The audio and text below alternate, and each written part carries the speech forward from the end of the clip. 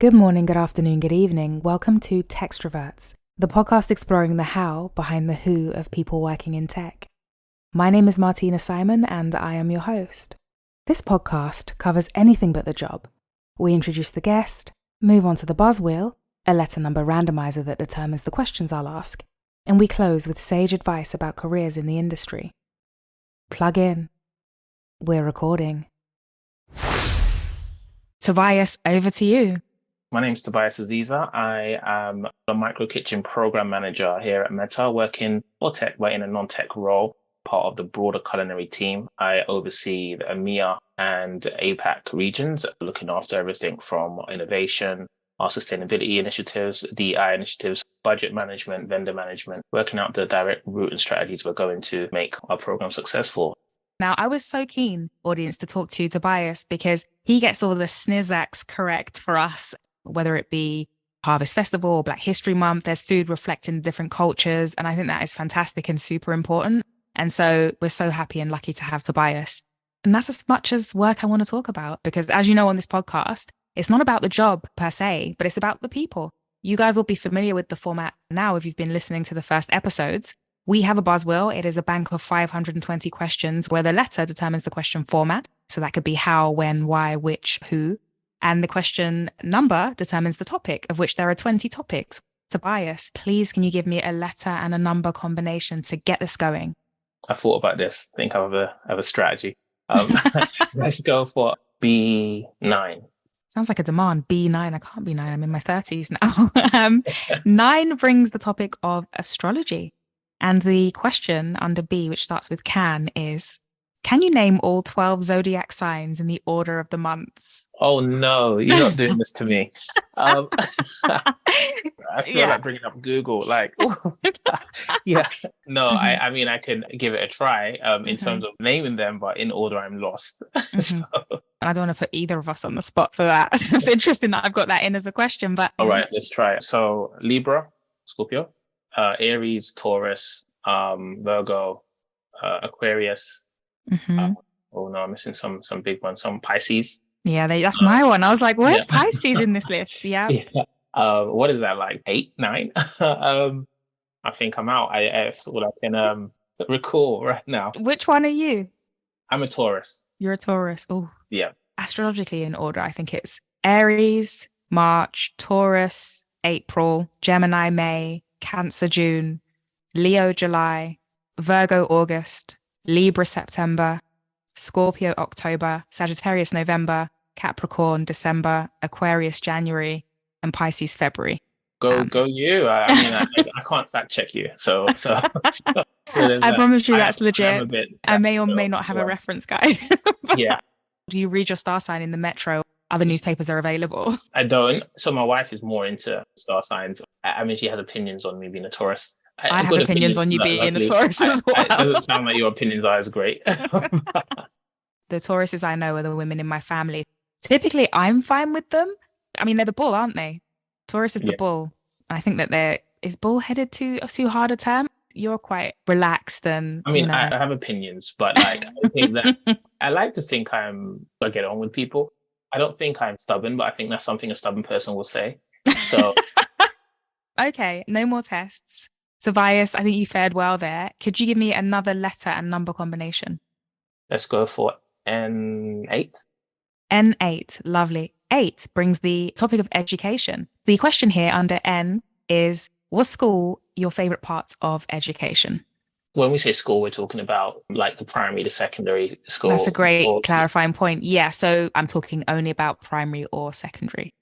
Socially, I learned a lot in school, especially secondary school, and how to navigate social interactions, different social environments, the friend network. You're kind of building your own character and personality.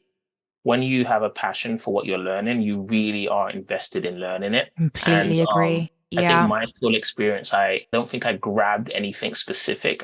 After secondary school, I did take a little bit of a gap year. I got into events, and I went to university and I studied events management. And I think at that point, I had a passion for events and curating an experience. And I think that's where a lot of my traditional education in terms of learning was most impactful. That's interesting because it sounds as though what you took away from building meaningful connections and from education helped tweak your trajectory. You know, you're definitely strategically, you have a strategic overview of execution around the culinary side. And that's awesome. But the question was it your favorite part of Right. education? I get from what you said, it was really worthwhile, but did you love it? Right. I think, yes, secondary school, I did love it. The For return you, I on thought there was going to be a dark tale there. You were like, no, I no, hated my you know, teachers. I did love, I think I loved it because of the people, my peers, Mm. the memories, what came out of it because of that. Secondary would have been my favorite. Whereabouts did you go? Southeast London. Big ups. What part Yeah, of big ups. Southeast? Lewisham. I went to a school called Crofton. It didn't have the best reputation, if I'm honest. But I had a good time there. Man, I still have some really close friends from my time there. Wonderful. Yeah, that's the most flipping the question back on myself. I loved school. I loved it all. I love learning. It's the people you meet and what you learn from them that I took away. I think that's followed me into different parts of wherever I've started off as a newbie, like building those meaningful connections, etc. So I completely agree. Yeah. Awesome. Okay, time for another letter and number combo, please. Right. A2. A2. So the topic here is travel. The question here is, are you a big fan of spontaneous travel? I am. I just can't do it anymore with kids. Such a human, real answer. You're like, yeah, but the time is gone. Okay, let's dig into when you have traveled spontaneously and kind of what adventures you ran into. After I studied at uni, I just decided that I'm gonna move to Spain.